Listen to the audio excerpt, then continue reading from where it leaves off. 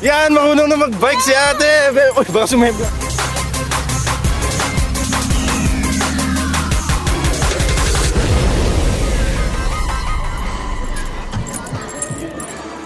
Yo, what's good?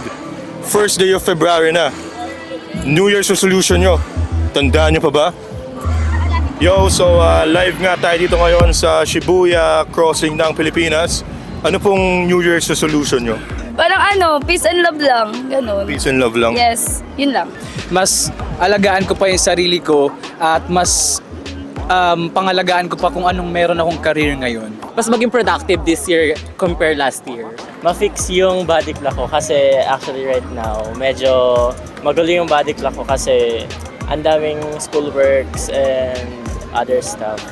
New Year resolution ko, sana para sa akin gusto ko na mag-asawa eh.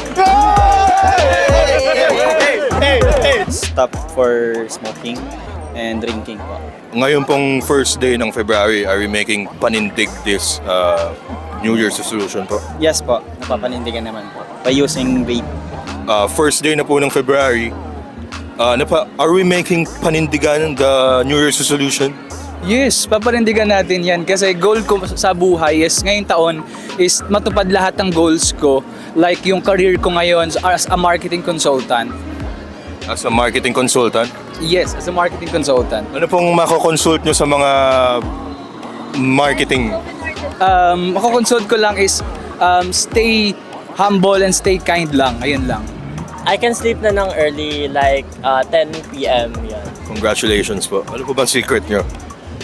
Melatonin. Melatonin. Apo. Can I get some, bro? Pwede naman. Nanonood po ba kayo ng TV5? Yes, nanonood TV5. Pero hindi madalas. Ay? Joke!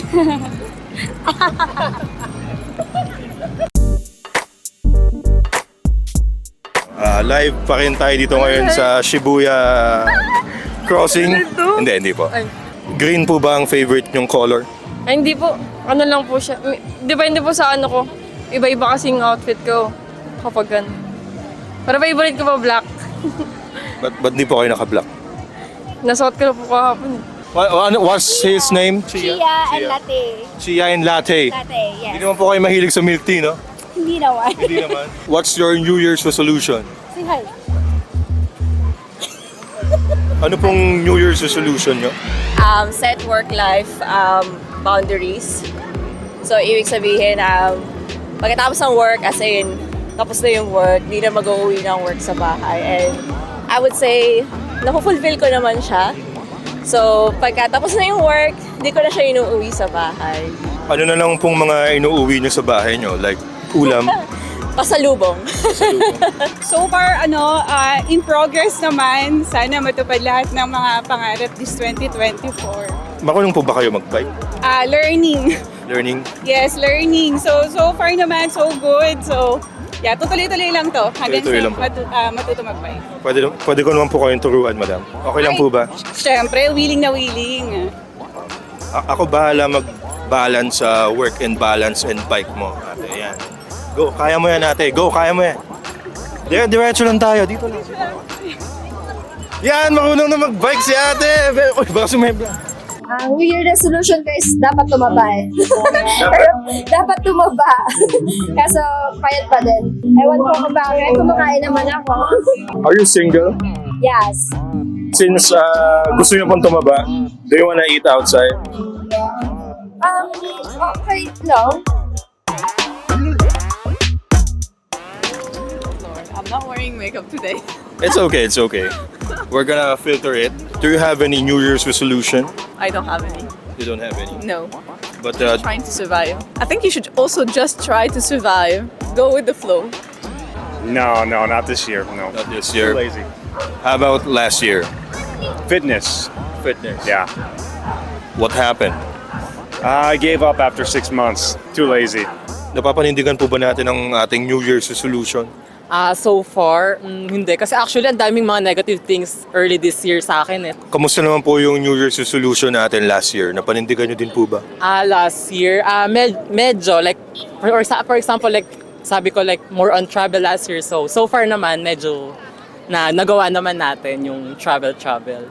How about last year po? Napanindigan nyo naman last po. year, like 2022, same. Kasi same din nung last year, like 2022, like may mga travel, and then like 2023, mas more on kasi may mga, may mga airline na travel na gano'n. Like hindi lang by road, like by plane na, yun.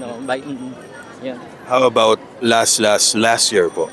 Wala masyado kasi 'di ba pandemic pa, so medyo marami pang mga restriction na hindi pinapatupad, na medyo mahigpit pa nung mga during that time, so kaya hindi, like more on bahay lang talaga. How about last year po? 2020 hindi din kasi more on bahay lang din. Like so medyo boring yung year na yun kasi 'di ba halos lahat ng tao nasa bahay lang, like hindi lumalabas dahil pandemic lockdown, so yeah. How about last year po? 2019, medyo okay, medyo napanindigan ko yung New Year's resolution ko that time. Okay. How about last Okay, hindi ko na po ma-recall. Sige po, maraming salamat po. Haters gonna hate. Mukha namang napapanindigan ng ating mga kapatid ang kanilang mga New Year's resolution for the Glow Up and Big W this 2024. And for those na medyo negative na, di bale, may Chinese New Year pa. And dahil Year of the Dragon,